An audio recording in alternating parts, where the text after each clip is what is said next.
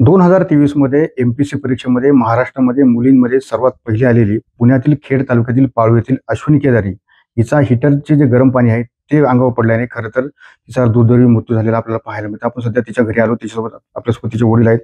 मला सांगा, ज्या पद्धतीने दादा अश्विनी केदारी ही तुमची मुलगी आहे, काय नक्की घटना घडली होती, कसं काय? अश्विनी रात्रीचे म्हणजे एक दिवस अगोदर पुण्याहून आली. तिने आपल्या गणपतीचं आरास बिराज केला. दुसऱ्या दिवशी गणपती बसवलं आणि तिसऱ्या दिवशी तिला अभ्यास करायचं लागतो. म्हणजे अभ्यास जरूर 1:30 वाजेपर्यंत करत असते. तिने काहीतरी 10:30-11च्या दरम्यान तिने पाणी स्वतःहून भरून ते ताप्यात ठेवलं आणि अभ्यास करता करता थोडी झोप लावून गेली.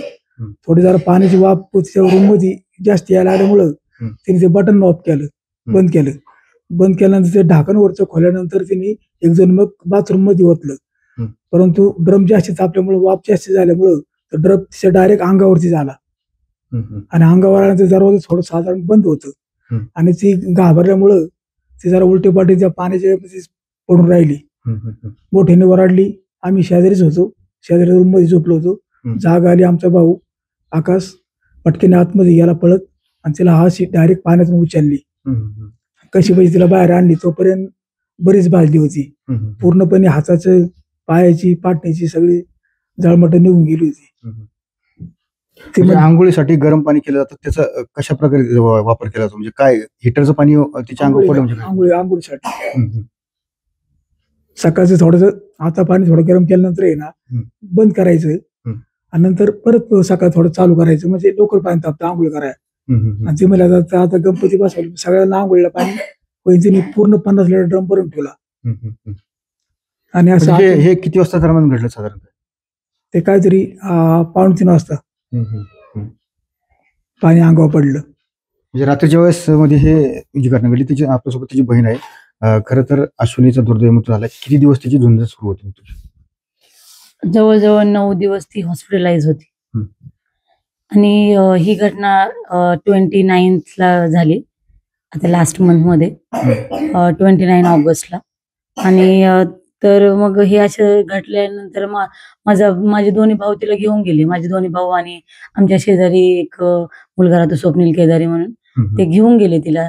तर खेडमध्ये कोण 2-3 हॉस्पिटलमध्ये तर तिला घेतलंच नाही, कारण बन एरिया खूप जास्त होता म्हणून. त्याच्यानंतर भोसरीला पण घेऊन गेले ते, तरी पण तिथं कोणी घेतलं नाही. मग मोशीच्या इथे धनश्री हॉस्पिटल आहे, धनश्री मल्टी स्पेशालिटी हॉस्पिटल, तिथे घेऊन गेले. तिथं एका म्हणजे ॲम्ब्युलन्सनीच तो नंबर सांगितला होता तिथला. मग त्यांनी घेतलं तिला. तिथे घेतल्यानंतर इनिशियल ट्रीटमेंट त्यांनी चांगली केली. त्यांनी ते कॅलोजन ट्रीटमेंट वगैरे सगळं लावलं, व्यवस्थित झालं. तिथं इनिशियली 4-5 डेज मध्ये होती. आम्ही 3 तारखेला तिला DY पाटीलला घेऊन गेलो.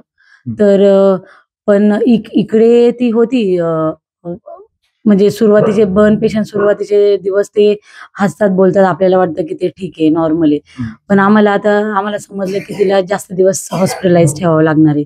तर तिला अजून चांगल्या ठिकाणी नेता येईल जिथं बर्न स्पेशालिटी असेल, म्हणून आम्ही पुण्याच्या DY पाटीलला घेऊन गेलो, पिंपरी चिंचवड इथं. तिथं ती डॉक्टर विश्वनाथ सरांच्या अंडर ऍडमिट होती. डॉक्टर विश्वनाथ सर खूप एक्सपिरियन्स आहे त्यांना, खूप चांगले डॉक्टर आहेत ते. त्यांनी खूप मदत केली तिथे. पण तिथे गेल्यानंतर मग सुरुवातीच्या दिवसांमध्ये तिला म्हणजे फिवर वगैरे तो आधीच्या हॉस्पिटलमध्येच होता तिला. तिकडे गेल्यानंतर पण तिला म्हणजे फिवर यायला लागला आणि त्यांनी मग ऑन ऍडमिशन तिचं ब्लड कल्चर वगैरे पाठवलं. मग त्याच्यामध्ये तिचं कल्चरमध्ये ग्रोथ आली, ॲसिनेटोबॅक्टर आलं. तर मग इकडे DY पाटीलच्या लोकांनी तिचं म्हणजे त्यांनी अँटीबायोटिक अपग्रेड केले ते. आणि इकडे सगळे डॉक्टर 24 आवर्स तिथे प्रेझेंट होते, 24/7 तिथेच होते सगळे. त्यांनी फिजिओचा रेफरन्स दिला, लंग्स मध्ये काही इन्फेक्शन आहे का, न्यूरोलॉजी, हे सगळं त्यांनी त्यांच्या परीने जेवढं करता येईल त्यांनी सगळं केलं. पण मग शेवटच्या 2 दिवसांमध्ये तिचा डायस्टॉलिक BP मेंटेन नव्हता होत. मग त्यांनी आम्हाला एक्सप्लेन केलं की असं असं आहे, पण तरी पण आपण शर्तीचे प्रयत्न करूयात. मग आता 7 तारखेला सकाळी 10:25 मग डिक्लेअर केलं तिला. खरं तर तिने MPSCची परीक्षा दिली होती. एवढा ग्रामीण दुर्गम भागामध्ये तुम्ही राहता, काय तिची जिद्द होती, काय तिची स्वप्न होती? तिची स्वप्न तर लहानपणापासूनच होती. ती म्हणजे तिला म्हणजे प्रत्येक गोष्टी तिने जर इनपुट दिलं तर तिला असं वाटायचं ती त्याच्यामध्ये पहिली आली पाहिजे. आता इथे तुम्ही बघाल तर आमच्या शाळेमध्ये सुद्धा ती फर्स्ट पासून तर 10वी पर्यंत फर्स्टच होती. इव्हन तिकडे गेली राजगुरुनगरमध्ये कॉलेजला, तिथेही तिने तिचं सायन्स मधून केलं तिने. त्याच्यानंतर तिने तिची आणि इकडे सुद्धा ज्यावेळेस होती ना शाळेमध्ये, त्यावेळेस तिचा रेकॉर्ड अजूनही कोणी तोडलेला नाही. इकडे तर आपल्याकडं म्हणजे काहीच फॅसिलिटी नसते की आपण क्लास नाही लावू शकत, फक्त जे शाळेमध्ये शिकवतात त्याच्यावरच आपण पुढे जातो. तरी पण तिचा रेकॉर्ड अजूनही कोणी तोडलेला नाही. आणि मग इकडे कॉलेजला गेल्यानंतर सुद्धा इकडे सुद्धा ती म्हणजे चांगल्याच मार्काने पास व्हायची. आणि त्याच्यानंतर ती BTechला तिने ऍडमिशन घेतलं इंजिनिअरिंग कॉलेजमध्ये. त्याच्यामधून सुद्धा तिची प्लेसमेंट आउट ऑफ झालेली, पण ती तिकडे गेली नाही. बोलले की नाही, मला क्लास 1 अधिकारी बनायचंय. मग त्याच्यामुळे त्याच्यानंतर MPSCची तयारी केली. MPSCची तयारी आणि फर्स्ट अटेम्प्ट मध्येच तिने क्रॅक केले जे काय केले ते MPSCचं. तुम्ही तिच्या बहीण आहात, काय लहानपणीची तुमच्या आठवणी, म्हणजे काय कसा तिचा स्वभाव होता, काय लहानपणीच्या तर खूप आठवणी. सगळ्यांबरोबर मिळून मिसळून राहायची ती, सगळ्यांबरोबर व्यवस्थित वागायची. आता तुम्ही गावामध्ये जरी गेले ना तरी बघाल सगळेजण ती म्हणजे अश्विनी हे नाव आहे ना सगळीकडे माहिती आहे, अश्विनी केदारी. आणि ती सगळ्या लहान मुलांकडे एकदम म्हणजे तिला असं वाटायचं. आणि त्यांना शिकवायची ती व्यवस्थित, की बेसिक काय आलं नाही का कोणत्या गोष्टी, तर ती त्यांना सगळं काही शिकवायची. अभ्यासात खूप हुशार खरं तर अभ्यासामध्ये ती हुशार होती, मात्र 10 दिवस ती हॉस्पिटलला होती. तुम्ही तिच्यासोबत होतात, काय तिची इच्छा होती, काय तिने एकंदरीत तुमच्याशी बोलून दाखवलं? ती ज्यावेळेस हॉस्पिटलमध्ये होती त्यावेळेस जेव्हा ती आता हे शेवटचे 2 दिवसच ती बोलत नव्हती, त्यावेळेस ती व्हेंटिलेटरवर होती. अगोदर तर ती बोलायची, नॉर्मल ऑक्सिजनवर होती त्यावेळेस. तर ती म्हणायची की मला कितीही पण दुःख होते, मला तुम्ही पोझिशन द्या, मी टर्न होईल, हे होईल. म्हणजे तिच्यामध्ये एवढा कॉन्फिडन्स होता की ती बोलायची नाही, मला DYSP बनायचंय, मला वर्दी घालून घरी जायचंय असं. आणि आता तर ती कलेक्टरची मेन्स एक्झाम पण दिली, त्याचा रिझल्ट पण 1-2 दिवसामध्ये लागेल. म्हणजे तिला असं म्हणायचं होतं की हा, मी लाल दिव्याची गाडी घेऊनच घरी येईल. म्हणजे ती खूप जिद्दी होती. आणि कदाचित आता ह्या मेन्स मध्ये ती पास पण झाली असेल. मात्र तिची भरपूर स्वप्न होती, लाल दिव्याची गाडी घेऊन गावामध्ये यायचं होतं. आज मात्र आपल्यामध्ये ती नाहीये. त्याचं तर खूपच वाईट वाटतं, कारण तिने एवढं सगळं केलं आणि तेच नाहीये. आणि अजूनही आम्हाला असं वाटतं की ती आता पुण्याला गेली असेल, किंवा म्हणजे ती थोड्या वेळात येईल, बोलेल. आम्हाला म्हणजे विश्वास बसत नाहीये त्या गोष्टी.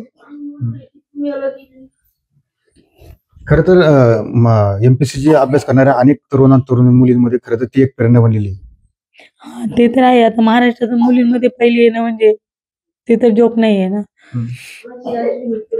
आणि तिला तुम्ही म्हणजे मॅथ मध्ये जर एवढी हुशार होते ना, कुणी जरी आलं विचारलं ना मॅथचा कोणताही क्वेश्चन, ज्यावेळी ती 7वीला होती ना त्याच वेळेस ती 10वीचे क्वेश्चन सोडवायची, एवढी हुशार होती. तर तिला म्हणजे तुम्ही काही विचाराल ना तरी तिच्याकडे आन्सर असणार त्याचं.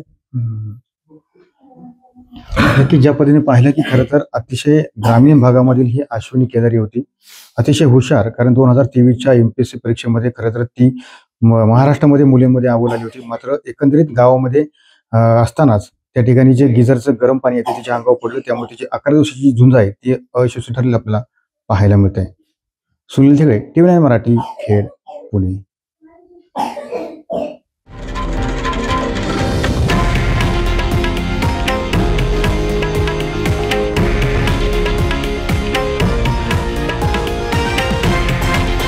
हे आहे देशातील नंबर 1 न्यूज नेटवर्क आणि आपण पाहत आहात TV9 मराठी, एकमेव.